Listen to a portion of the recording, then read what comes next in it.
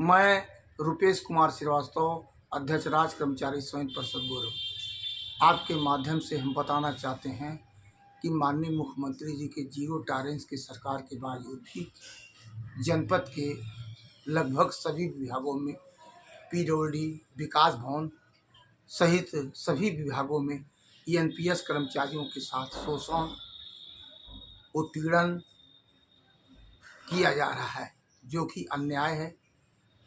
क्यों कि हमारे जो कर्मचारी हैं एनपीएस के, उनके एक तो एनपीएस पासबुक लगभग सभी कार्यालयों में अधिकतम नहीं बना है। दूसरी बात ये कि मानव संपदा पोर्टल पर सही ढंग से सेवा पुस्तिका से अंकन नहीं है। जैसे जन्म तिथि हो गया, जैसे नाम हो गया, जैसे सेवा में आने की तिथि हो गया, सेवा मतलब जैसे रिटायरमेंट का समय, ये सब आदि काफ़ी त्रुटियां हैं। साथ ही साथ एनएसडीएल पोर्टल पर भी जो मानव संपदा पोर्टल के पास एनपीएस कर्मचारियों का जो डाटा जाता है, उस डाटे को में भी शिकायत है और समय से डाटा नहीं भेजा जा रहा है। जैसे पीडब्ल्यूडी में विशेष तौर से हमारे सामने हमारे संज्ञान में आया कि डीडीओ के वहाँ काफ़ी पत्रावली लगभग 10 कर्मचारियों की पेंडिंग है और जो कर्मचारी रिटायर हुए हैं लगभग 2-3 कर्मचारी, उनका भी ये जो बीमा का फाइल है वो पेंडिंग है।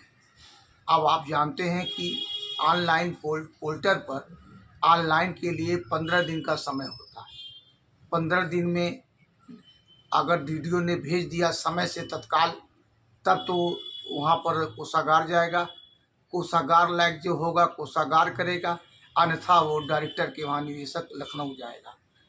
लेकिन अगर समय से नहीं पहुँचता है, पता लगा पहुँचते पहुँचते 15 दिन का समय समाप्त हो जाता है, तो पुनः पत्रावली आपत्ति लगा के वापस आ जाती है। इस प्रकार कर्मचारियों का शोषण हो रहा है और कार्यालय पर पेंडिंग रखना ही शोषण और पीड़न का मतलब ये लगता है कि शोषण और पीड़न के नाते पत्रावली पेंडिंग है। महीनों भर कार्यालयों में पत्रावली पेंडिंग का क्या मतलब है। साथ ही साथ चिकित्सा प्रतिपूर्ति का भी यही हाल है, हर कार्यालयों में पेंडिंग रखा जा रहा है, जबकि पेंडिंग रखने का किसी को कोई नैतिक अधिकार नहीं। 1 सप्ताह के अंदर आप किसी भी तरह चिकित्सा सीएमओ कार्यालय भेजिए और सीएमओ कार्यालय से आने के बाद आप उसे 1 हफ्ता के ही अंदर टोकन कटा के उनका भुगतान कराइए। यानी कुल मिला जुला के, और यदि बजट नहीं है तो बजट के लिए आप अशासकीय पत्र द्वारा बजट मंगाइए। यानी 1 महीने में कर्मचारियों का चिकित्सा प्रतिपूर्ति भुगतान हो जाना चाहिए। लेकिन गजब का तमाशा है कि हर जगह उत्पीड़न, शोषण, टाइम टेकिंग, विलम्ब किया जा रहा है, जो ठीक नहीं है।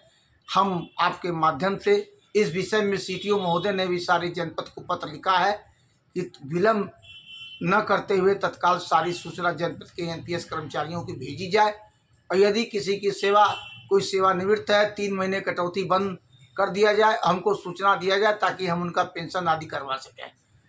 लेकिन फिर भी अभी काफ़ी पेंडिंग है। हम आपके माध्यम से जिलाधिकारी महोदय से भी अनुरोध करेंगे कि कृपया संज्ञान लेकर इस मामले को, हालांकि आपके माध्यम से पत्र जा चुका है, लेकिन कार्रवाई तीव्र गति से अभियान चला के सारे जितने भी हमारे एनपीएस के कर्मचारी हैं और जो भी चिकित्सा प्रतिपूर्ति हो, चाहे सेवारत हो चाहे सेवानिवृत्त हो, सबका समय से भुगतान करा दिया। 1 माह के अंदर टाइम फिक्स कर दीजिए, लेट लतीफी बंद करिए। धन्यवाद। जय परिषद।